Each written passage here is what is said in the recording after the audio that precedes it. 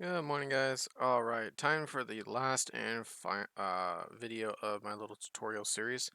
We're going to be looking at what the general dynamic is with modding Arma 3 and how to kind of get your mods into game uh, and everything. Pretty much first things first, we were going to want to look up opening up our Steam game applications. We're going to just go over here to community. We're going to go to workshop.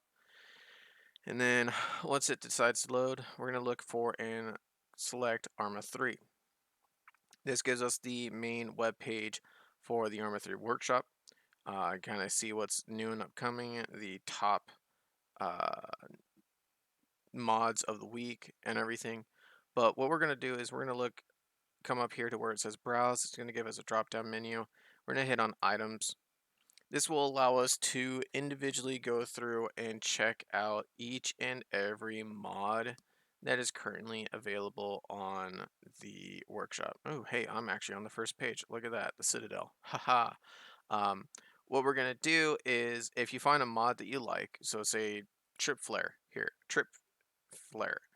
This mod right here institutes a new mine into the game where if you cross the line, which you can just barely see a hint of right there, it will cause a flare to be spawned right above you. So to be able to do that, all you have to do is open up the mod page and then click subscribe.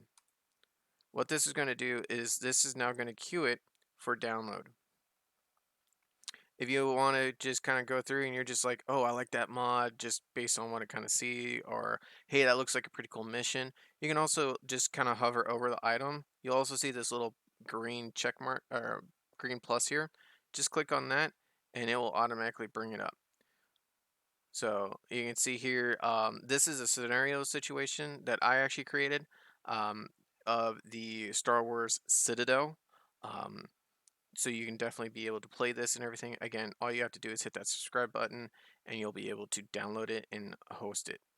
Um, so I'm actually going to do that so that way I'm going to troubleshoot that as well because I've been hearing some people have been having some difficulty being able to play it in on their local computer. So we'll go ahead and get that going. But moving on, so we have downloaded the Trip Flare and it's going to be down here in the download. So you can actually see that the workshop content was just updated as of 9:39, which is the time I'm making this video. So it has been completed. To make sure that it is active and everything, all you're going to do is you're going to come over to your Arma 3 application. I already have it open, but you would just double click on that, let it launch. When you do that, you're going to notice that we now have this green square right here. The mod Trip Flare has been installed. So what you're going to do is you're just going to hit load mod. And this will automatically load the mod in, and it will actually give you a little notification saying here, hey, this was just recently updated. So that you can kind of see what mods have been updated and if there's any change logs. All you have to do is you just click on it and it will give you a drop down.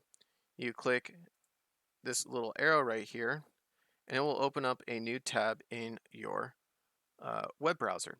And then you can be able to actually bring up the workshop page for that particular mod, check out any change notes that the author actually puts out for it, any comments people have, or any other discussions or any other information for it.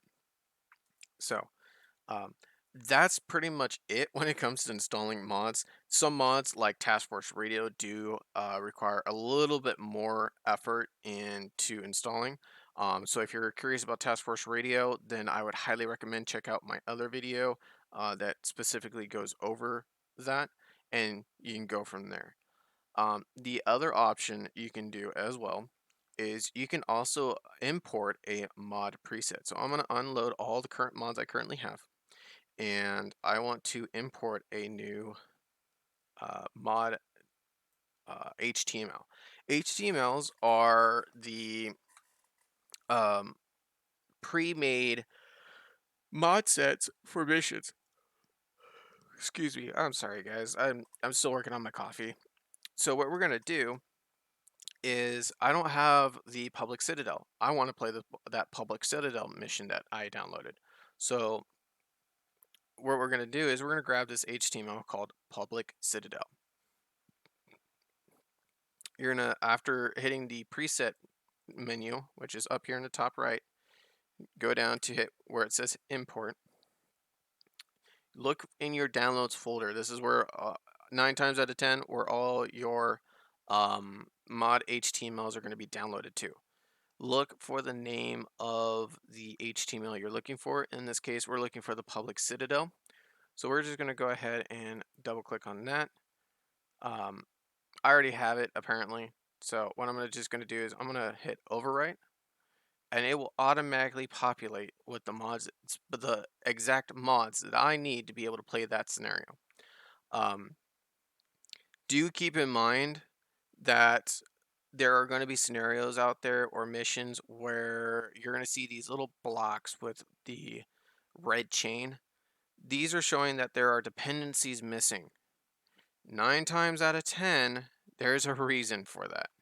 So if you see a red chain, do not say fix dependencies, because you will probably cause mod conflict where you won't be able to join the server, or the mission, you're not going to be able to launch the game because there's confliction in the mods and everything. So if you're going to import a mod HTML, import it, but don't fix any dependencies. If you're missing a mod, it will ask you, do you want to subscribe to these missing add-ons? Click yes. Let it download the add-ons that you are missing. Once that's done, wait until all the lettering here is white. If it is in the process of being downloaded, it will be kind of grayed out and you won't really be able to do much with it because it's still in the process of downloading all the data and everything. So, but we already have all the mods here, everything that we need to be able to run that scenario. So what we're going to go ahead and do, and we're just going to hit play. Play with mods, down on the bottom left-hand corner. At which point, we're then going to allow it to then kick in and launch the game, and just kind of let it load up. Mic off.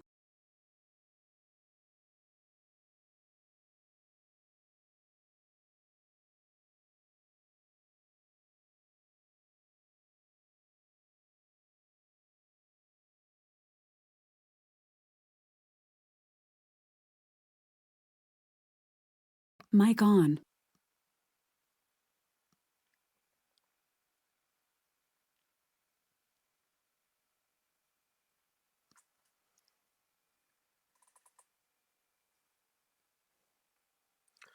Alrighty, so now we're at the splash home screen of Arma 3. We're just going to hit the close button here. This is going to be an issue that you will see a lot with a lot of mods, is some kind of config is not set up properly. So you'll see it. Just hit close.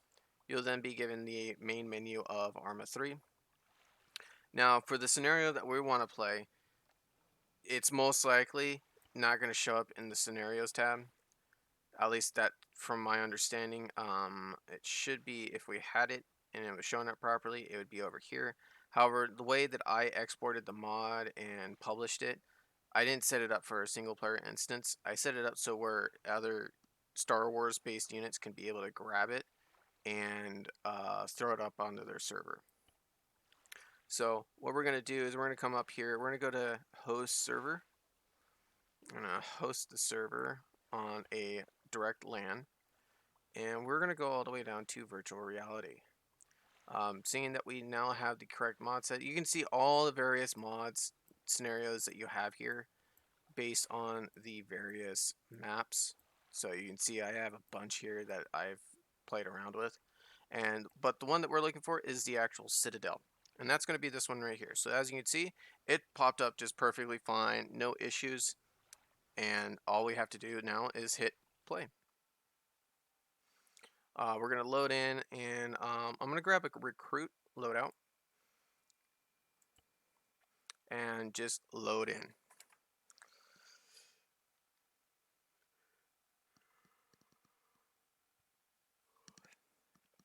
Again, you are probably going to come up against some random config error.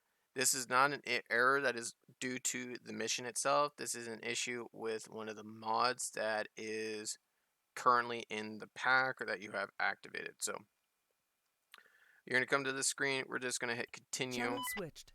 and the settings that I mission community-based add-on settings that we have in here will automatically drag somebody into a TeamSpeak server um, and go through that.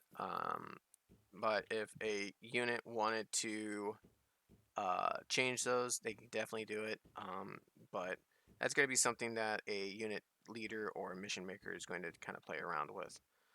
So right now, we are now in the barracks for the recruits, and we do have this in first person restriction just to add a little bit more immersion to it. And then we'll come out here into the briefing area. So um, that's pretty much it, guys. I'm not going to go into great detail about the Citadel because the main thing was just making sure I can get the Citadel to load up proper the way it's supposed to and everything like that. So, but seeing as everything seems to be working now, should be all good to go. If you have any further questions, please let me know down in the comments below. I'll be more than happy to drop by and help out. If you have any other questions or you're looking to maybe join the Ninth Assault Corps, definitely let us know down in the comments below. We're more than happy to increase our community. We're always looking for new members to help grow and enhance the community to where it is now. So until then, this is Nightwolf, and I'm signing off.